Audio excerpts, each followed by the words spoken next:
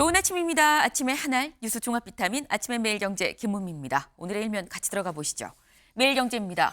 트럼프가 때리자 캐나다를 얘기하죠. 캐나다, 멕시코 보복 관세 맞불입니다. 네, 트럼프 대통령 나 취임하면 캐나다, 멕시코 25% 관세 물릴 거야. 중국 추가 10% 물릴 거야.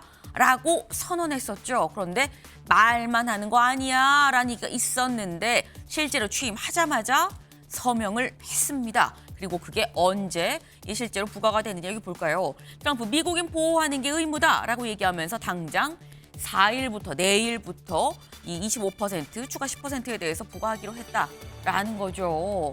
지금 이 미국 시간으로는 4일 0시부터 우리 시각으로는 4일 오후 2시부터 부과가 된다라는 겁니다. 그러다 보니까 멕시코, 캐나다도 우리도 그러면 미국산에 대해서 과세할 겁니다. 라고 얘기를 하고 있다라는 거죠. 지금 이런 상황 한마디로 이걸 얘기를 하면 다음 기사이 볼까요?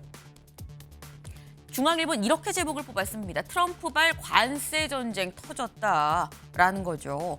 관세 전쟁이다라는 거예요. 그런데 다음 타깃은 반도체다라는 게 뒤에 같이 붙어 있습니다. 지금은 나라로 집어서 캐나다, 멕시코, 중국 얘기한 거지만 이제 종목별로 다음은 반도체를 얘기하고 있다라는 거죠. 중앙일보가 제목에 반도체를 콕 집은 이유. 반도체 수출이 우리나라 주요 먹거리죠. 네. 그럼 대체 우리나라는 어떻게 해야 된다는 거냐. 요 얘기를 잠시 뒤에 전문가 연결해서 좀 잘 들어보도록 해보겠습니다. 더불어서 지금 이런 불안정한 상황. 오늘 새벽에 속보가 나왔어요. 뭐라고 나왔느냐. 비트코인 가격이 뚝 떨어졌다. 97,000달러대로 떨어졌다라는 거죠. 네. 왜? 지금 너무 불안정하다 보니까 위험한 자산 좀 회피하는 경향이 있는 것 같다라는 분석이 같이 나오고 있습니다. 다음 기사 볼까요? 동아일보입니다. 미 불법 체류 한국인 첫 체포, 한인사회 술렁. 트럼프 대통령이 나 취임하면 관세 물릴 거야 라는 거 말고 또 얘기한 게 있죠. 반이민 정책입니다. 불법 체류자들 다 내가 내보낼 거예요 라고 얘기를 했었었는데 실제로 일부 남미 등등에 대해서 수갑을 채워서 아예 내보내는 모습도 많이 공개가 됐어요. 근데 우리나라 한국인도 불법 체류하던 한국인이 처음으로 체포가 됐다라는 겁니다. 지금 백악관이 밝히기로는 아동 음란물을 소지한 혐의 등으로 현재 체포를 하고 있는 상황이다라고 얘기를 하고 있는 건데 첫 체포입니다. 지금 한인사회 대략 한 15만 명 정도가 지금 불법 체류 상황이라고 얘기를 하죠. 그러다 보니까 교민이 많은 LA 등등에 상당히 좀 불안감이 확산하고 있다라는 소식이 같이 들어왔네요. 다음 기사 볼까요? 세계일보입니다.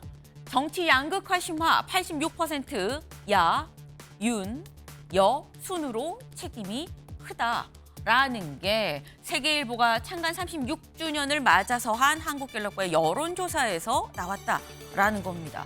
정치 양극화 심하죠. 근데 이 심하다라고 얘기하는 사람들이 무려 86%나 된다. 그리고 특히 이런 양극화가 심화한 데 있어서의 책임이 누구한테 있느냐?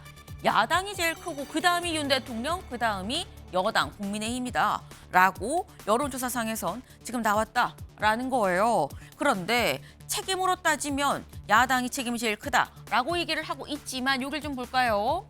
윤 탄핵 찬성 61%, 반대 36%로 표출이 됐다. 탄핵 찬반 여부를 물었더니 찬성하는 사람이 60%가 더 넘게 압도적으로 많았다라는 거죠. 세계일보의 여론조사였습니다. 다음 기사 볼까요? 조선일보입니다. 180도 달라진 이재명의 세계관. 외신에 한미일 협력 반대 안 합니다. 실용주의가 민주당의 핵심 가치입니다. 라고 얘기를 했다라는 거죠. 그런데 이재명 대표 이전에 일본에 대해서 했었던 얘기를 보면 일본은 적성국이다라고 얘기를 했었어요. 그러니까 적대적인 입장을 내비쳤었는데 이번엔 완전히 달라졌다. 한미일 협력 반대 안 합니다라고 얘기를 했다라는 거죠. 그럼 대체 왜 바뀐 거냐? 그 얘기를 잠시 뒤에 대담으로 좀 짚어보겠습니다. 다음 기사 볼까요? 국민일보입니다. 동해에서 추가 유망 구조 발견, 최대 51억 배럴 매장돼 있다라는 겁니다. 지금 대왕고래 사업 기억하시나요? 우리나라 앞바다에도 가스, 석유가 매장돼 있는 것 같아요. 요거 시추합시다 라고 윤석열 대통령이 발표했었던 게 대왕고래 사업이었었죠. 그런데 그 대왕고래 사업 말고 이번에는 마귀상어 사업이라고 이름이 붙었어요. 비슷한 앞바다 인근이라는 거죠. 그 비슷한 인근에 여기 보겠습니다.